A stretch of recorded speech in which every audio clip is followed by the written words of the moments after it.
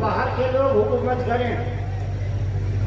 हिंदुस्तान में तकरीबन 850 बरस तक लेके कुतुबुद्दीन ऐबक और बहादुर शाह जफर तक मुसलमानों ने हुकूमत की, लेकिन वो एक मकामी हुकूमत थी।